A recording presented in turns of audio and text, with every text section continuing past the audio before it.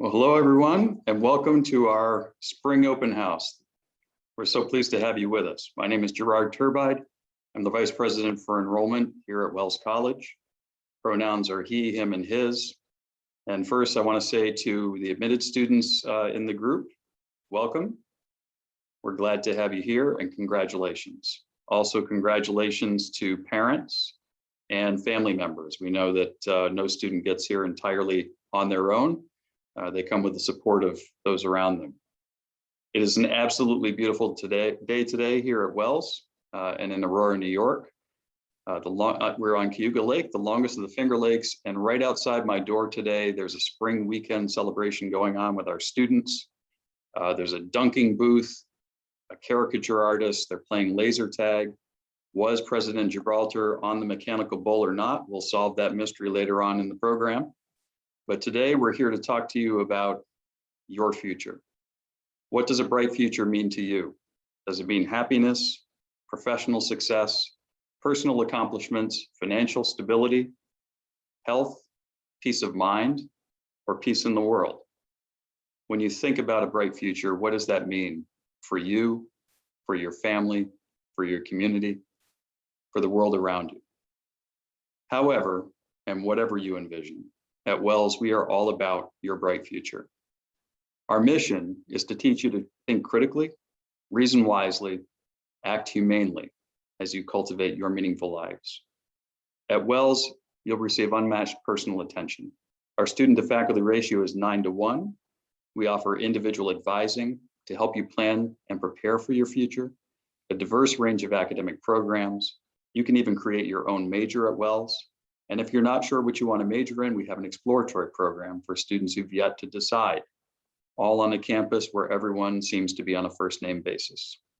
Wells is a small college, and small is powerful. We have fewer than 400 students, so we can do everything one student at a time. We can guarantee you're going to have close and meaningful connections with faculty. We assure you that you'll have access to our resources and our programs, and we will hear your voice in and out of the classroom. At Wells College, we care about every one of our students, and before you know it, you'll be part of our network of Wells College alumni who span the globe, yet still consider Wells to be their home. Wells provides everything you'd expect from a top liberal arts college, stellar faculty and academic rigor to develop the life of your mind, and our curriculum goes well beyond the liberal arts, blending real-world experiences. Every student at Wells pursues an internship of one type or another, in fact, probably several, and you can do your first internship at the end of next semester if you choose. Our innovative academic programs offer interdisciplinary, career-oriented experiences. Whatever you choose to study, you'll gain the knowledge and the skills you need to succeed. And we are a community with over 150 years of history and traditions. A real living honor code that our students not only sign their names to when they decide to join the Wells family, but our students and alumni seek to bring the principles of the honor code into the world. Ask any Wells student or graduate whether they are odd or even, and you'll quickly see how our history and our traditions bind and connect generations of Wellsians. You're on an exciting journey right now, about to make one of the most important decisions ever for those of you who are admitted students. Which college is going to prepare you for the future? May 1st is the decision date by which we ask that you let us know if you plan to attend, and we hope we'll hear from you by then. We also know this has been an extraordinary year, and so if you need a conversation, you need more time, you need to talk things through to help you make that decision, we are here for you. Your college education is an investment, and you'll be hard-pressed to find a better value than that of a Wells College education. A nationally recognized private college combining the liberal arts with real-world experience, a breathtaking campus environment, a small, inclusive, and surprisingly diverse community. And Wells College's net cost is among the lowest of like institutions.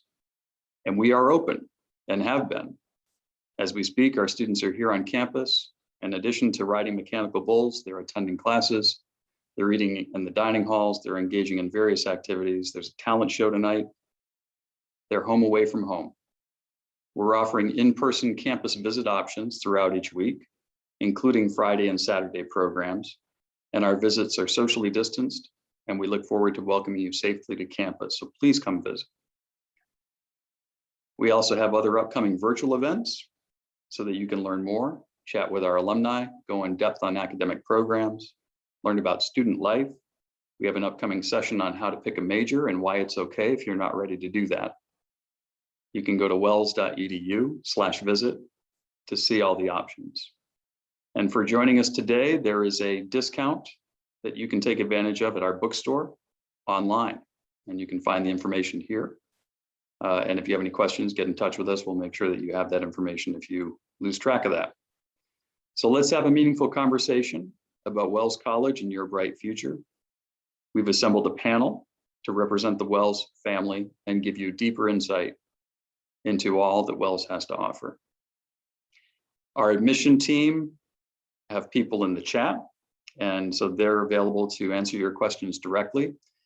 If you have a question for the panel, we ask that you submit your question through the chat function and address it to all the panel and all participants. That way everybody can see your question. So at this time, I'm going to ask members of the panel to introduce themselves. And let's start with our provost and dean of the college, Cindy Speaker. Hi, I'm Cindy Speaker. I'm the provost and dean of the college. I've been at Wells for 15 years, and 10 of those as the chief academic officer. So I'm glad to be here this afternoon and look forward to talking with y'all. And Andre Lynch.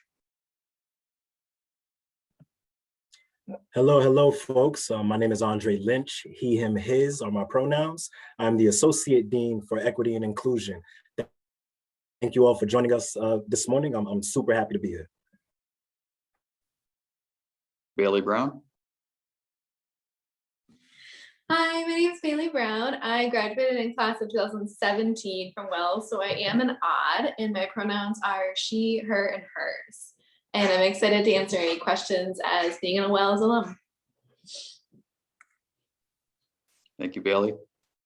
Matthew Rash. Hi, everybody. My name is Matthew Rash. I have 2 students going to Wells College right now. I have a sophomore and a senior. That's crazy. I can't believe it's gone by so fast. And I look forward to speaking with you and having a great conversation. Thank you. Thank you. Professor McCluskey. Hi, I'm Laura McCluskey. I've been at Wells for 20 years now, so it seems like a long time, but it's been a great time. I teach lots of different classes to help you kind of figure out your place in the world. And so I teach in the social anthropology program, I said that, but I also am the chair of the sustainability program, and I coordinate a minor in sustainable food systems. So welcome, it's good to see you. Thank you. And one of 2 students on our panel today, Aaliyah. Hi, I'm Aaliyah. I am currently a class of 2021, so I am a senior right now. I have a double major in psychology and women and gender studies, and I'm currently the captain of the STEP team, a part of the resource center on campus. I'm a part of the a cappella group, and I'm just happy to be here today. So thank you. Thank you. Our Dean of Students, Dr. Charles Kenyon. Welcome to Wells, everyone. As the Dean of Students, I work with an exceptional team of people who are dedicated to your success and your happiness. We take care of your life outside the classroom so that we can support your success inside the classroom. And we will work with you to give you the best experience we can. So your time at Wells will be memorable and rich and rewarding through the connections you'll make with your friends, your classmates, and the activities you'll engage in that you'll hear more about in this program today. So welcome, and I look forward to speaking with you now and when you come back in the fall.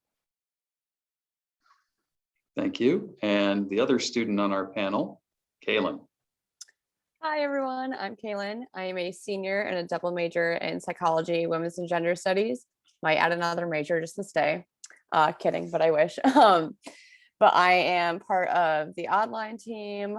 I'm part of the Prodigy STEP team and a campus correspondent for her campus.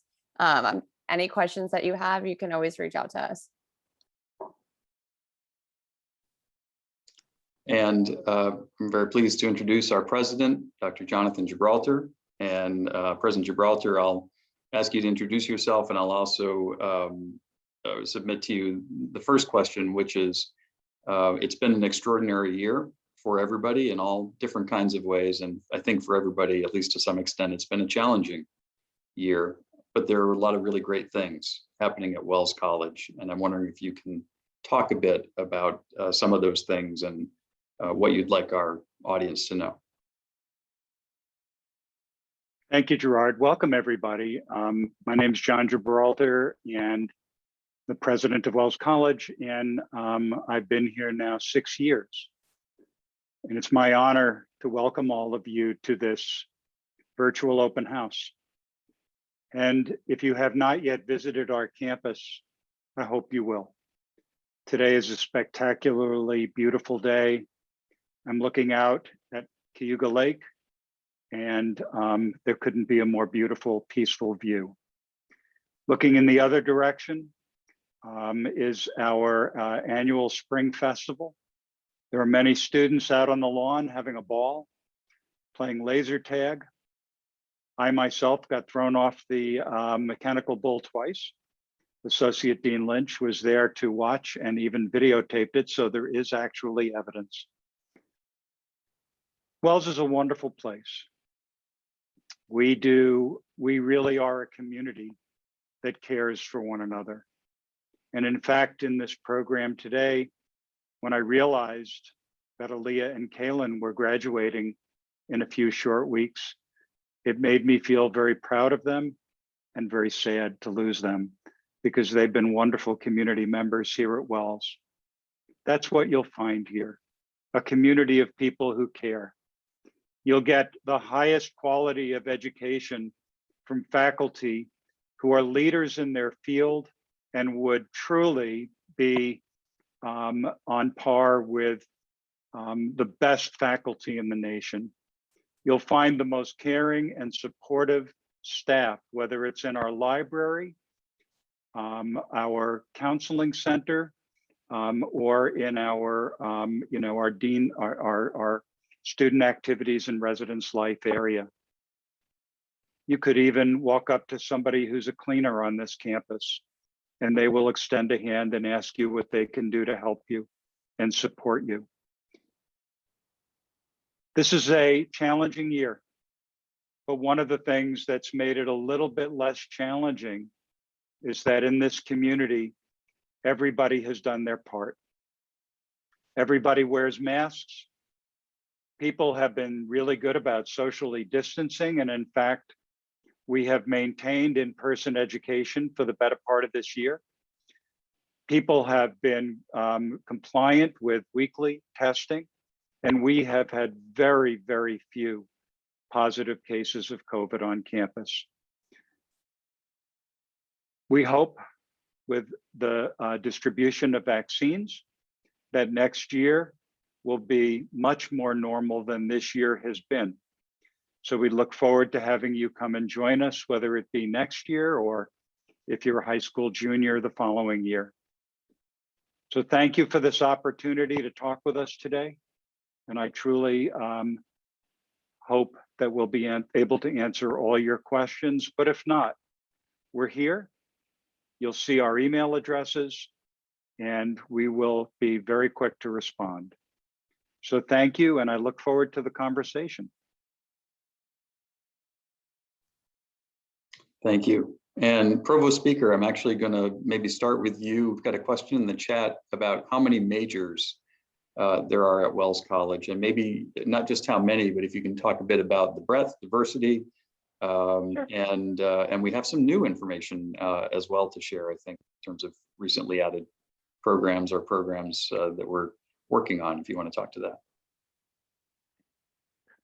Currently in development. Yeah, sure. So we have approximately 19 majors currently. Depends on how you count things. But we are always looking to add fields of study that students are interested in that we don't currently have. So our academic programs are divided across 3 divisions: arts and humanities, social sciences, and natural and mathematical sciences. So those in arts and humanities, in terms of the majors, include English, history, visual arts, theater, and so forth. In social sciences, or Professor McCluskey's areas, sociology and anthropology, psychology,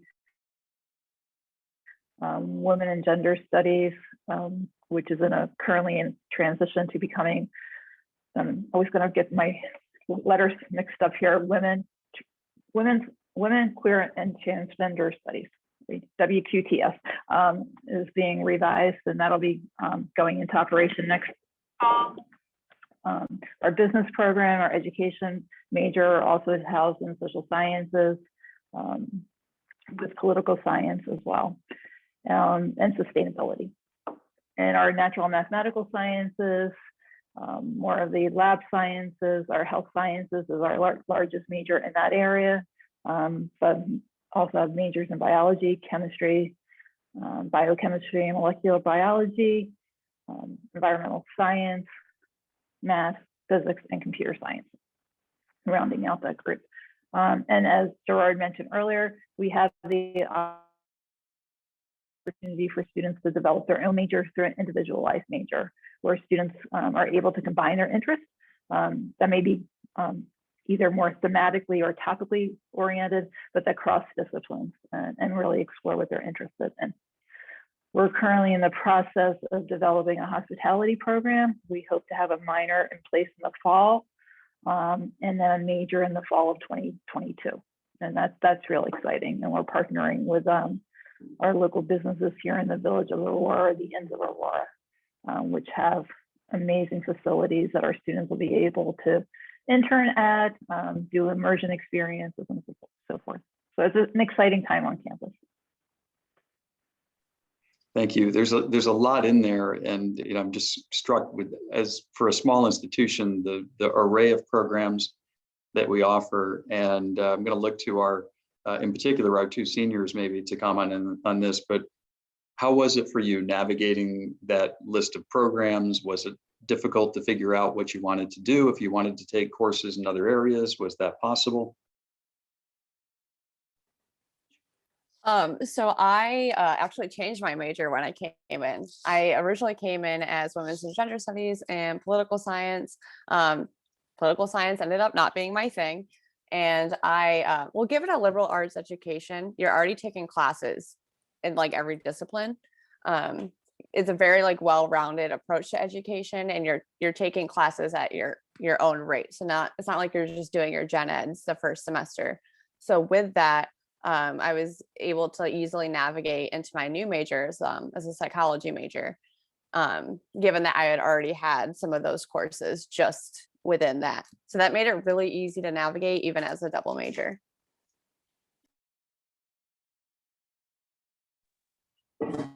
I know for me, I came in knowing that I wanted to do psychology, but I came in thinking I was going to either do computer science or physics. And you see how that happened. So I took an intro to women and gender studies class, and instantly I was like, this is exactly what I want to do. So just going in and just being open to taking different classes is something that's really important. Just understanding that you may not know exactly what you're coming in here to do, but knowing that you can have that openness to just try new different things, and you may never know what major you go into. So.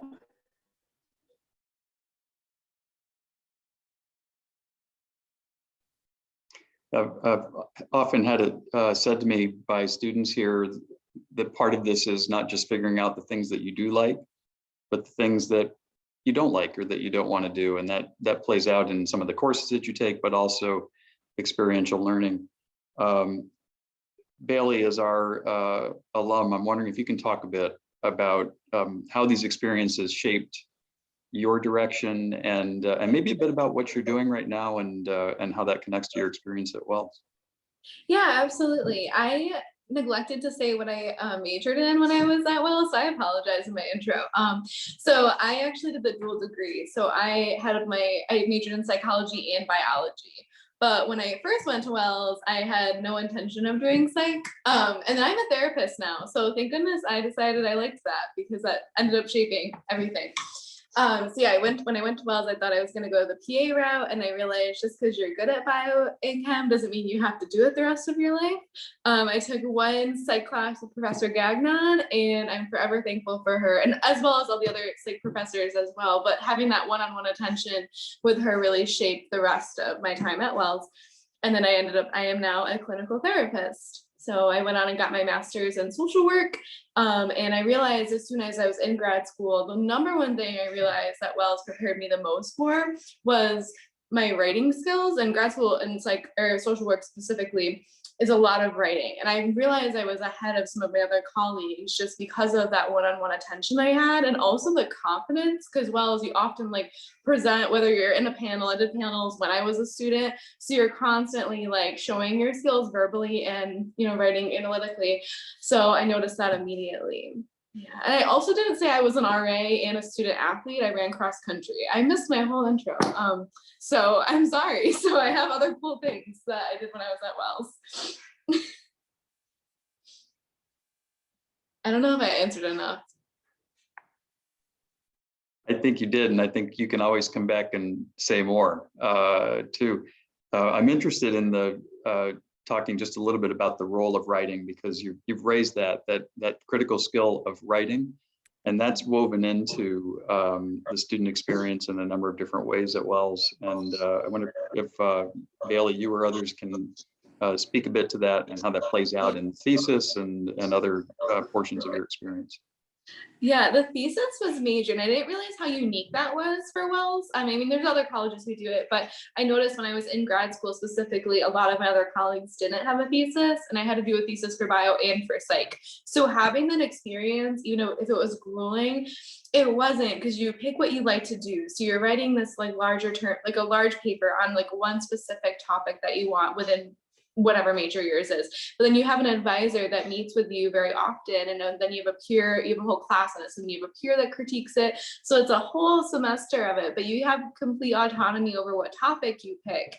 But having that experience to find something that you enjoy to write about for months is pretty impressive. But then also having that support and gaining those citation skills, and then presentation skills as well. And that was really, really helpful in grad school to have that under my belt. And I still use my thesis very often. I wrote my thesis on positive psychology, which was a little bit more new at the time, but I use that every day when I'm practicing therapy. But then also I've used it in grad school. I've referenced my own paper multiple times.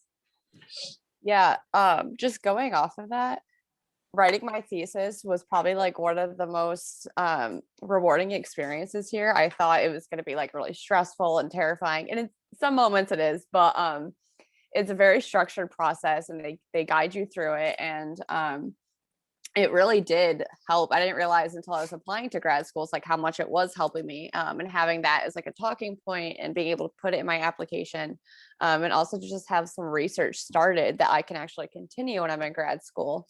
And Wells really prepared me to be able to speak about my work. We are very small classes here. You have to speak up. It sounds daunting at first, but you get comfortable with that small community. And then I even had some group interviews for grad school, and I was the only one that was comfortable talking. So Wells really prepared me with that as well. Yeah, if I can jump in on that as from my perspective as a professor, the thesis process is really, really a wonderful time for students to become knowledge makers rather than just the knowledge takers, right? So you decide on a project topic, and you meet with your thesis advisor every other week or so, and we really do hold your hand and help you to figure things out, right? We give you guidance in terms of writing, we give you guidance in terms of finding sources, and we help you to think things out, right? And that whole process, people were talking about it in terms of how useful it is to get into grad school, but it's useful for other things as well, right? To be able to have an idea and to do research about it and to be able to say something new about it that is your own thoughts, right? And talked about in your own way. It's just a wonderful thing to watch students develop in that way, to go through that thesis process, you know.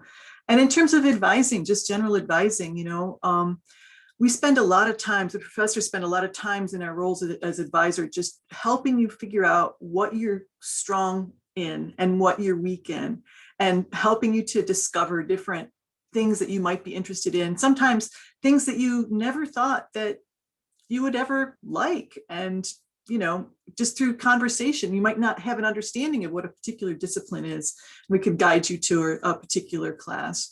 But yeah, and I'm talking a lot here, but I also want to say about how, you know, as a professor, Kaylin was talking about building that confidence in class, right? That confidence to be able to speak. And that's another thing that we really help you do, right? You know, I've had students in you know, class after class, and I know what they know, so I can help them to reiterate things, right, that they've learned in other classes, and to apply different concepts to different things. And yeah, it's so rewarding to work at Wells, to watch students develop into great minds. You know, it's just great. So the thesis is one type of capstone experience that, you know, and all of our seniors do some level of capstone, I believe. And so we're talking about something that happens in the senior year, obviously. But Matthew, you have 2 students at Wells. They're each in different places in terms of their career here, so to speak, or their time with us.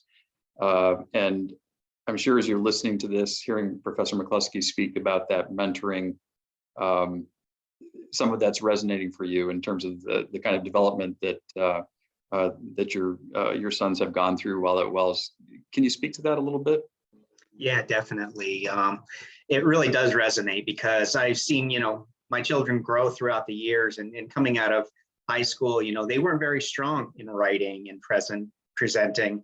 And just to hear, you know, my older son come out and say, you know, a 5-page paper is going to take him, you know, a couple hours to write. It really blows your mind, and you think, wow, you know, he's really come a long ways, and understands, you know, how to put a paper together, from the very first sentence all the way through to wrapping it up. And, you know, before it's like he could barely walk and chew gum at the same time, you know. So, I mean, it's really very, you know, nice to see that and know that they're getting an education that's going to help them further down the road.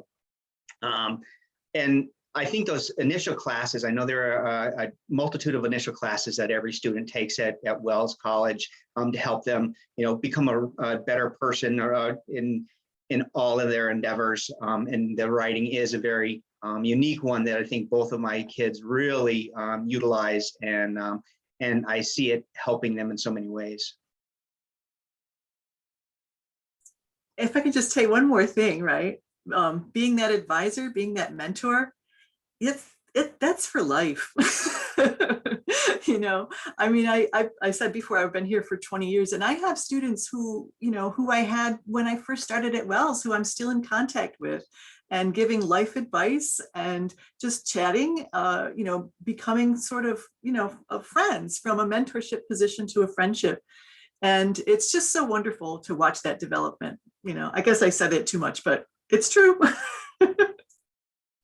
I think that is true, and I'll reiterate something that I've talked about before, which is it took me just a little bit to wrap my head around this, that most students, if not maybe all students, will have the same faculty for at least a couple of classes because of our size, because of the way that we're structured. And so it's really kind of impossible to attend Wells and progress without developing some meaningful connections with faculty because of that kind of close and continued contact. And that does extend well beyond their experience and time here. We have a couple questions in the chat. One is a question about pre-law. what's available for students interested in the legal profession? How do we provide that? So I was just starting to type an answer to that. So rather than type it, I'll just say it out loud. We do currently have a criminal justice major, which I did not mention when I was talking about the majors in social sciences.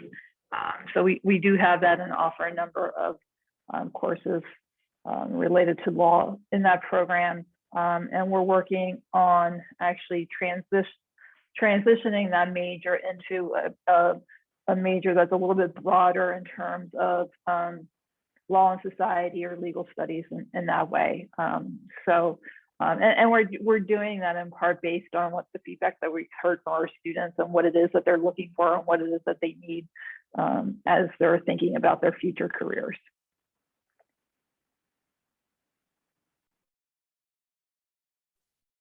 And another question in the chat, I think is specific to her campus. So somebody's run across that in their research on Wells, and if someone can talk about that. Yeah, so I'm the campus correspondent for her campus. So her campus is an online magazine. It's a actually an international online magazine that's geared toward college-age women. So it's kind of set up like a blog. We have, so multiple campuses are actually involved in it. Wells started their chapter in March of 2018. And it's like, you can write about anything. It's really cool. And it's open to anyone in the community. And it's, we use it for activism quite often. But I started out as a writer. And, you know, it's interesting because you're talking about writing earlier. I never thought of myself as a writer until I started doing writing for her campus. And that helped a lot too. Not only with that club, but like in my classes. And then I am now a campus correspondent, which means I oversee the team and I communicate with headquarters. And we have like a social media team, we have editor team, we have a team of writers, and then we also do campus events. So yeah, it's a very all-inclusive way to get involved. We also have a question about what the theater major looks like and what are the connections for internships. I'll let someone on the panel address that, but also want to mention that we have on our website a recorded academic panel that went into extreme depth on the theater program. So we spent a good amount of time with the faculty in that department and students and alumni in that department. And you can find that on our website. But let me pause here and Cindy, you may want to speak to that. Sure. So in terms of the theater program, and please do take a look at that session that Gerard mentioned, because you'll find out answers to all your questions about the theater program there. I think the strength of our theater program is that students from day one are getting experience in both front of house and back of house operations, which is really great, and able to engage from the first year. All right, it's not like some programs where it's really only juniors and seniors who get to perform. But I'm thinking about this year's performances, and if I'm not mistaken, the two leads in the spring production were both first-year students. So really opportunity to get lots of experience from day one and figure out what it is that you're really drawn to in terms of work in theater, and develop your own sort of through the curriculum. And that's what I would say about all of our majors, that the students have the opportunity to really carve out their own education, right? So that two majors in the same area might be taking very different classes depending on what they're interested in, and combining classes from other areas. And so I think that's really good. Our theater faculty do a great job on getting students real world experience, and they're able to do that in part because they're active in their field. So while they're not teaching here on campus, they're working with theaters in the local area, they're working with theaters internationally, and so they have an amazing network that they're able to tap into for internships, be they in Ithaca, New York City, Bath, England.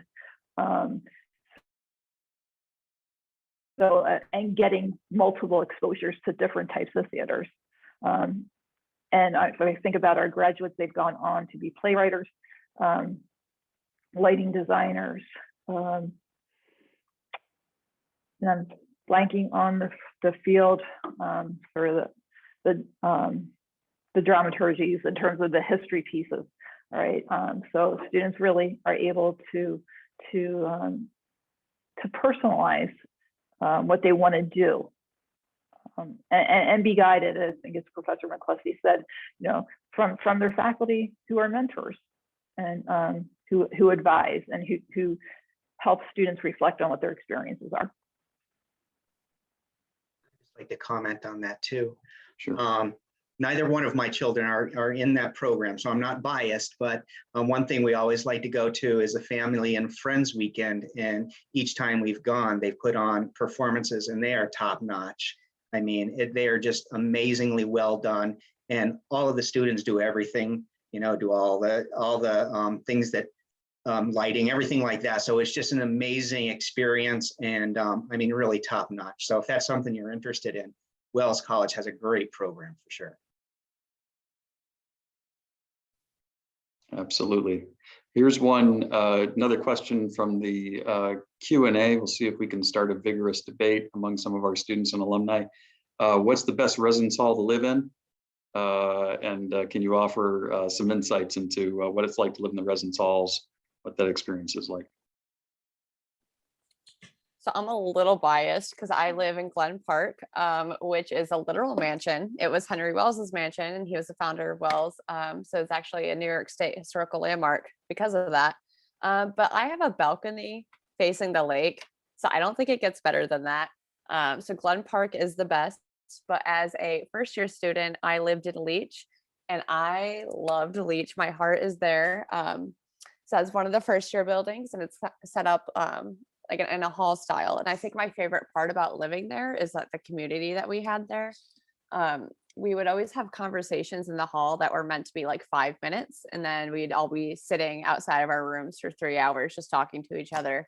And we also just like would keep our doors open during the day and say hi to each other as we walked by. And that was like, it's such a small thing, but really meaningful to me. And then I've had friends that lived in Dodge. They say it's great. I'm biased. Leach has my heart. I was an RA. Oh, I'm so sorry, Aaliyah. You go ahead. Are you sure? Yep, you go. Okay. So I'd also have to say that I'm biased and say that Leach is really great. I lived there my first year as well on the 3rd floor, and it was just really amazing. Like everybody just like all my friends and I would usually just gather around and like be up at 5 a.m. doing our homework or whatever. But then I'd also have to say that I do think that Maine is the best, only because Maine also has the dining hall downstairs. So I just walk downstairs in my PJs, or I'll just walk to class a couple 5 minutes away. It's just right in the middle of everything. So I'd also have to say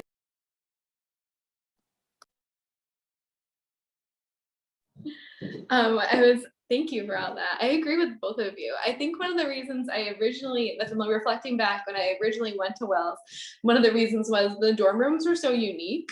Like they weren't all the same. So most colleges when I was visiting, it was like a very much like a cookie cutter thing. But even within Maine, like there is no 2 rooms that are the exact same. Leach is a little bit of the same, but like the community aspect is absolutely wonderful. That's where I was when I was a freshman. And then I also was an RA there. And I was an RA in Dodge. And the piece of being an RA for 2 years that I really enjoyed was the floor programs, which I think was also unique compared to other colleges. I've had other friends saying they didn't like to go to floor meetings or their floor programs, they didn't enjoy them. I love putting them on and I love them as a resident. And I think it only improves that community sense. And what Kaylin was touching on, leaving your door open, is very normal if someone walks by. I don't know if there was ever a time where I didn't know everyone's name on my floor and likely in my building, which is pretty cool.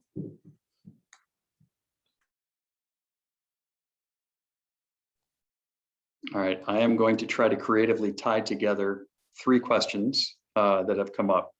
The first question is about, if I go to a Cuny or Suny school, can I transfer to Wells? And the answer is absolutely. Wells is an excellent option for students who are considering a planned transfer. We have generous policies in terms of evaluating transfer credits. We will work with you individually so that you understand completely what credits are going to transfer for you. And we're a very welcoming community. So, you know, oftentimes the transition for transfer students going from one institution to another can be a little rocky. We will work with you to make sure that you feel welcome and a part of our community as you join us. I'm going to tie that together by saying, don't rule Wells out before going through the process of financial aid with us. A lot of students make the decision to attend a community college first for financial reasons, which may be the right decision. And our financial aid offerings, we offer both need-based and merit-based financial aid. And we work very hard to make the cost of a Wells education one that is affordable for students and families. And so oftentimes you'll find that your net cost when your financial aid is applied is very similar to what it might be at a state institution, in particular when you consider room and board cost as part of that overall cost picture. So it's important to keep that in mind. And then the third question, because that was a question about, can you talk a little bit about financial aid? The third question is, what if I need more financial aid? And what I would say there is, let us know. We have a financial aid appeals process where we work with students. So if you're looking at the aid package that we've offered you and you say, gee, you know, if there was just a little bit more, I could really make this work, have a conversation with us, submit an appeal. We have a committee that meets on a weekly basis and looks at your circumstances, what we've offered and what we might be able to do to help close that gap. So don't close us out because of financial reasons. Have that conversation with us.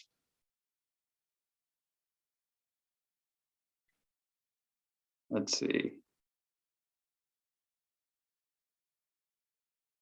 This is a great question. How would you get an in-person tour? And the answer, Faith, is simply give us a call or go to wells.edu/visit and you can view the options there. We are open and we're welcoming families throughout each week. And we really think it is important for you to get on campus and really get a feel for any college that you're considering. The facts and figures take you so far. These virtual events get you a little bit closer in having an understanding of what the people are like and what the programs are like, but really only when you set foot on the campus will you really have a good understanding of whether it feels right. And that, to me, that's always, you know, with the students and families I've worked with over the years, that's that critical decision-making point.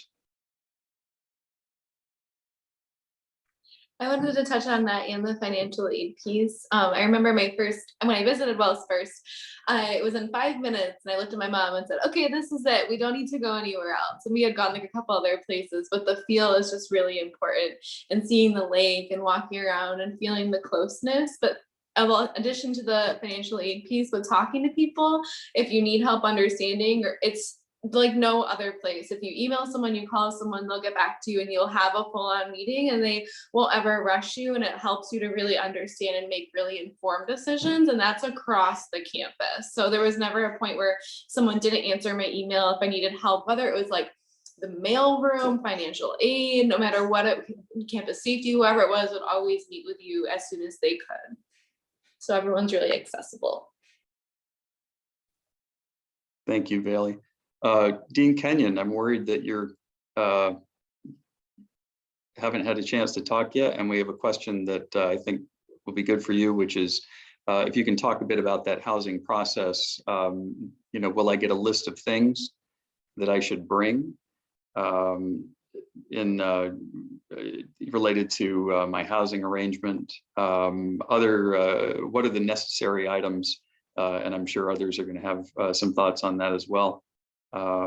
And also a little bit about the meal plan options available. Great.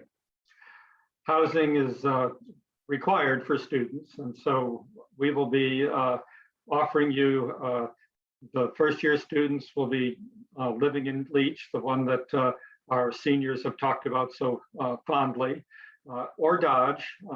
Those are the two first year housing facilities. And with that, you'll get the chance to sit in the hallway late at night with your peers and do your studying. We know you're going to be studying while you're in the hallway. So the things you would bring are pretty standard, belongings that you would want in a residence hall. We give you a list. We'll give you guidance for all the things that are appropriate.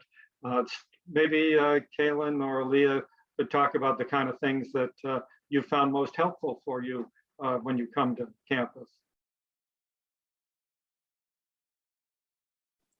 So I'll say my top thing that I'm thankful for is my Keurig because, I have a little bit of a coffee addiction. We're not going to talk about that, but that was probably the best thing to bring. A water filter is really great to have, especially if I'm kind of a water snob. I don't really like tap water, so I need it filtered, and I don't want to waste the plastic. So having a water filter is really great. A mini fridge and like microwave is great to have in your room. Also, I got one of these this year and did not realize how convenient it was, but like just the shower towel wraps that Velcro, those are fantastic. So I'd recommend getting one of those. Well, I didn't know you're a water snob, but the water is lovely here. I drink it every day, so and without a filter. But Aaliyah, were you going to add something? Yeah, I think the most important part that I think is needed for like your room, decorations. I definitely like just like decorating my room, like putting pictures on the walls, like, just having like little things that make it feel like it's home.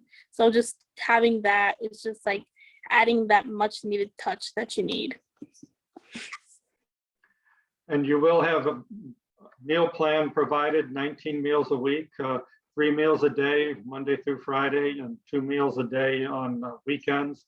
And you'll get good food, and you'll get to contribute to the menu. We've got a Let's Eat committee where students contribute with a Hallmark Dining Services to designing menus and meal plan options. They do a lot of special events and activities. They have a cooking classes that they'll hold and for students to learn how to cook and other things that just get you involved in making the whole experience, the food, the residential living, tailored to your needs and your interests. So we look forward to your being part of our planning committees and helping us get the desirable foods and facilities that you want to have.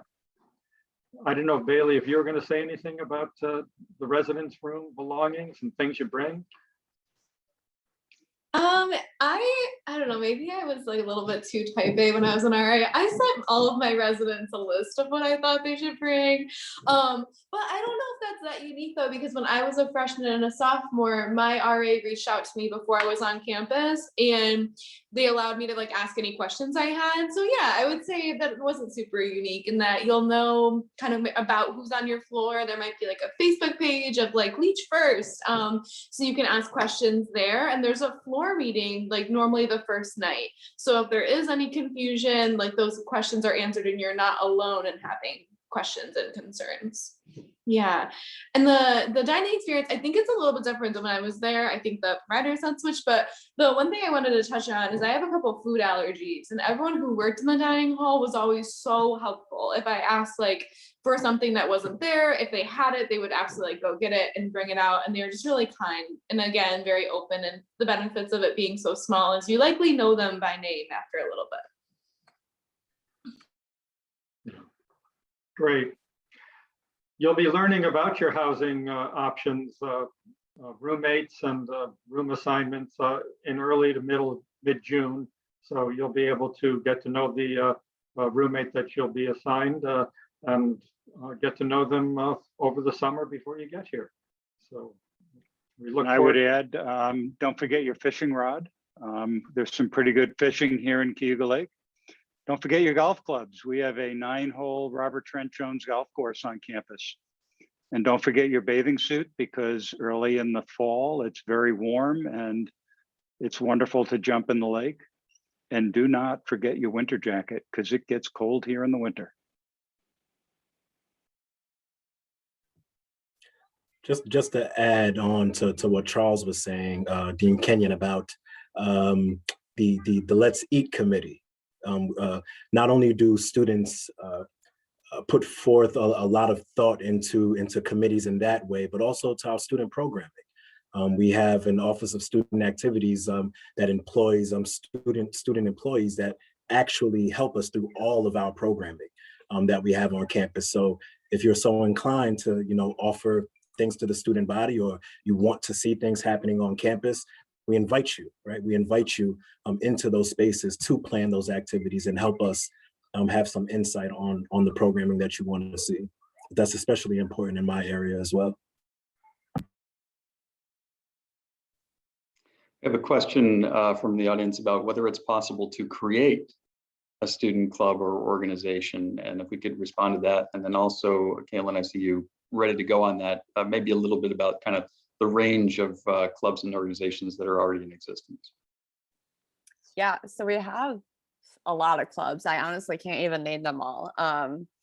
But if there's a club that you want to do that isn't existing, you only need 4 people and a dream to do it. So you just go talk to student activities, and you can start it up, and the options are limitless. Yeah, I don't know. I've been involved in so many clubs here, and I did nothing in high school. I was very just academic, did what I had to do to get out. And I got here and literally did everything. And there's always something. I'd say my favorites, I joined this one a little late, but the Prodigy Step team, and then yeah, her campus is great, and then just being involved with the campus traditions such as Odd Even.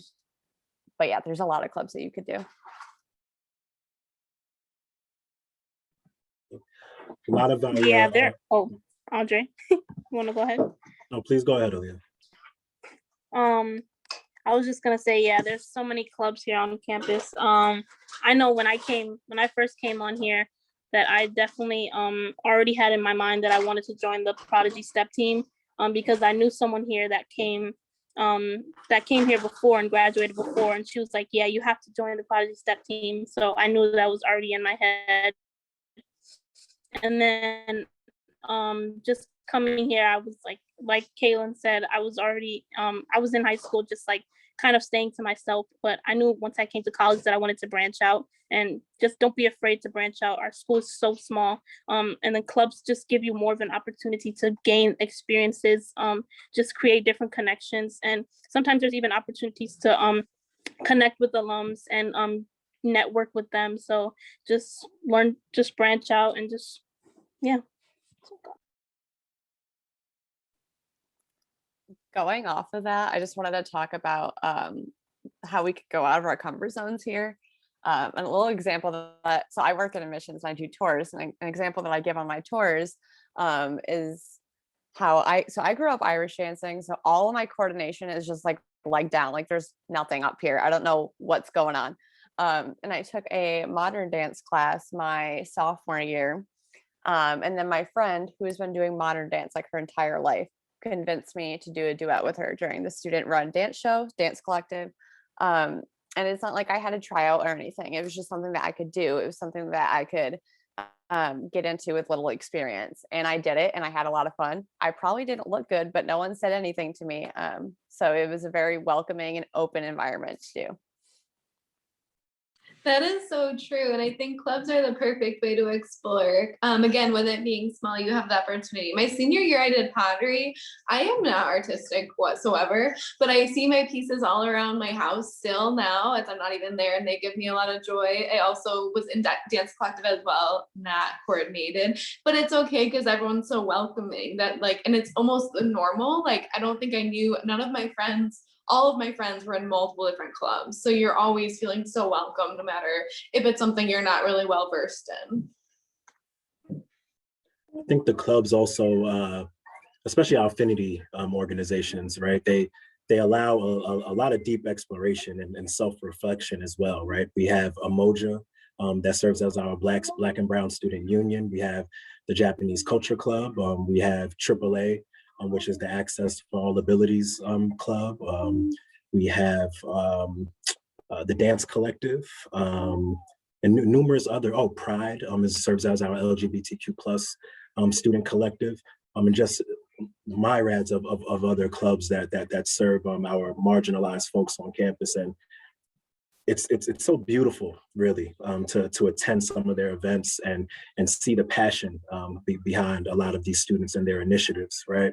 Just the other day, for example, for Trans Visibility Day, we had Pride held a march through campus, going from Dodge Hall all the way to Macmillan. And then at Macmillan, folks stopped and everyone kind of just recited what was on their hearts and their minds, right?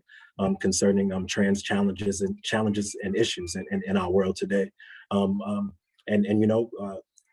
Wells is unique in the sense that we have such an inclusive and welcoming community, and we also are not shielded from some challenges, right? That you might see within marginalized communities. So these student organizations and these clubs really serve as some backbones, right, for folks to have conversations and continue very important conversations. Another aspect of student life on campus is student employment. And we have a question about how Wells supports students who need or want to work. So our student employment is actually run out of our Center for Academic and Career Advising, because we look at our student employment as a learning tool for students to learn how to operate in a work field or work life. So our students can work in a number of different areas across campus, from different offices to athletics to student activities and leadership. We probably have about half to 2/3 of our students at any one time employed on campus. You have to apply for jobs like you would in the real world, with a resume, an application process, an interview process. And student employees are to have performance reviews on a regular basis and to really learn how to be a good employee. And students have used those opportunities to actually develop skills that help them gain employment post-12. So lots of opportunities. Our library is probably one of our larger employers on campus for student employees, as well as athletics. So from everything from being at the circulation desk in the library to running on the sides for the soccer game is part of our student employment. Matthew, you have a couple of student employed people that you know. Yeah, Any exactly. comments Like there? Kaylin, Yeah. both of my boys, they work for admissions and they give tours, and they're just wonderful. I've been on tours with them so many times. I could probably give a tour, but I won't try. I won't sing like Kaylin did either. I don't know that part of it, but yeah, they love it. It's good to see them grow like that, and definitely I've seen personally, how it's made them have more outwardness, being able to break outside of their small confines and converse with people and teach people about the campus. They're both history majors, so it's really neat to see them talk about the history of the school and everything like that, which is an amazing thing there. But yeah, they really love their jobs, and hopefully they're doing good. So We actually have you scheduled to do a tour tomorrow morning. I'll be there. So yeah, we'll see you bright and early. Sounds great. So I don't want to forget that we have students in the audience who are not seniors. They're not admitted students. They're looking forward. And we do have a question which goes something like this. What if I don't have significant extracurricular activities, or if I'm not an honor student, is my application going to stand out? How will it stand out? And what I would say are a couple things. One is institutions like Wells look at every application, every student as the individual that they are. So we're looking at every turn to understand who you are and what you'll bring to this campus community. Wells, we've talked about, is an inclusive community, and if nothing else, we are a collection of unique individuals, students, faculty, staff, I've never quite experienced anything like the community that is Wells College. And so you're going to be welcomed at Wells, and you're going to learn things about yourself as you move through the process. So what I'm always, as an admissions person myself, what I'm always interested in when I look at an application is learning who you truly are as an individual. That's, for me, what's more impressive than any long list of extracurricular activities or accolades that you might have attained. It's really about who you are, what your life experiences have been, and how you're going to carry those forward at Wells. So we look forward to those of you who are looking forward with us. We look forward to learning about you in the coming year or two as you further consider Wells. And I will say to the students who are admitted, same goes for you, right? That's what was the case as we looked at your applications. For each one of you, you are individuals that we would like to welcome to this community and see how you extend your life experience here.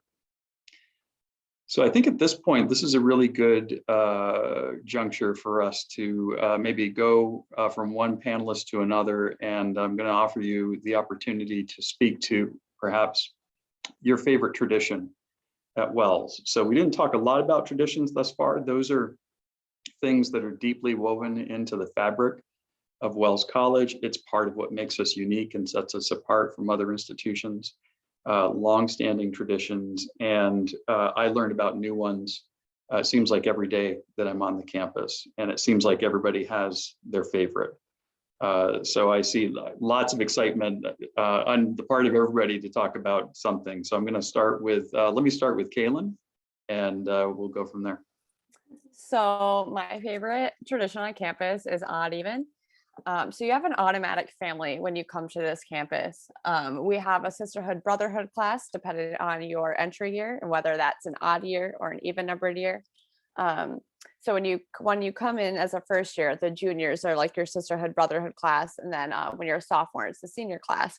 And we don't have that like stigma here of like a freshman, like whatever. No, we take you like under our wing, and you automatically just become part of our family. And when I was the first year, I was very closed off into myself. Yeah, I didn't have that sense of like community or family at my high school. So I came here and the juniors like became my best friends. And it was so awesome to have that upperclassmen mentorship. So there's that you automatically have. And then there's also the odd even teams. So in the feminine season in the fall, we have a basketball game and a sing-off. And then in the masculine season in the spring, we have a dodgeball game and a dance-off. And it's all people that like aren't great at these things. And it's a competition, odd versus even.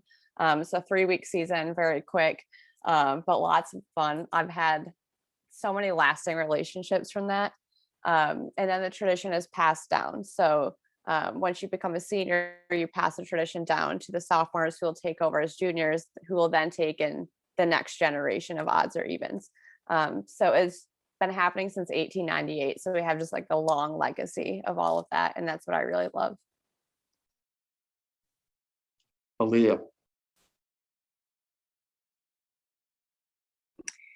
I was gonna also choose odd even, but I'm gonna go somewhere different and I'm gonna choose tea time. I really enjoy tea time. It's this long lasting tradition that usually happens every Wednesday. And people just gather around, anybody, faculty, staff, students just come into a space, whether it be the grind or it be inside summer, and we just come and converse, talk about any type of topics, just interacting with many different people that you don't usually see on a day-to-day. And it's just a really interesting experience, and I really enjoy it. So yeah, that's my favorite tradition. Thank you, Aaliyah. Bailey. Okay, I forgot about tea time, and that just like opened something. I miss that so much. So thank you for saying that. And I'll go with senior year. I feel like every week we have a tradition. So that's not a real tradition, and it's a good thing. It's like it's not a whole thing, but all of senior year, including like senior week, it's the week where it's a ton of fun. You're about to graduate. You're the last time you're with your full class, and it's just constant fun. And the whole week feels like a solid month, but it's really just 1 week. But then convocation senior year. So I would say just senior year in a whole as a tradition, but I guess I'll touch on convocation since that's like one part of it. It's a candlelight ceremony, and it's in the fall and then it's in the spring to start off the semesters. And it's just so pretty, and it's a sense of community because you're all there at the same time. There's really nice like poetry readings normally. It's a really nice way to start each semester, but specifically senior year, it's extra special because you have your gown on. It's like normally nice out. You jump in the lake after. It's just a really good memory. Professor McCluskey. Oops, had trouble unmuting there for a second. I'm going to say it's the odd even sing off because it's just wild. I can't even describe. It's just insane. And the weeks heading up to it, where you're teaching your class, and then suddenly students will start coming in with different purple and gold clothing on, or they've dyed their hair, or something like that. You just see the energy building up, and then the craziness of that sing off is just undescribable. It's just amazing to watch the enthusiasm, the energy, and just the creativity of students doing that. It's just really, really cool. Andre?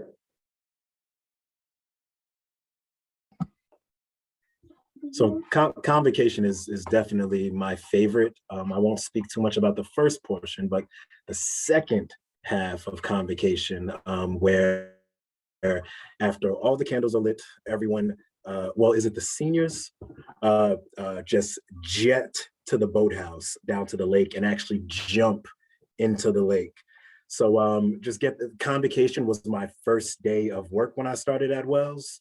So just, imagine my surprise that this beautiful ceremony, everything is going on. And then it's like someone just rang a bell or someone just said a word and everyone started sprinting. And it's pretty amazing, just the sense of community that struck the first day, right? It's pretty awesome to see. Thank you, Andre. I'm going to check in with our Dean of Students and see if his favorite is when our students jump in the lake or another tradition. I often tell them to jump in the lake, but the tradition that I really value during orientation, when you arrive, you'll have a chance to pledge your commitment to Wells College Honor Code. This is a belief that we all share, that we would not lie, steal, cheat, conceal, or deceive during our life in our Wells community, and carry that forward throughout our lives. The commitment to our honor code is a pledge our students make during orientation. It's a wonderful ceremony where you sign your name on a pledge, agreeing to these values, and then helping us uphold those values throughout your time here.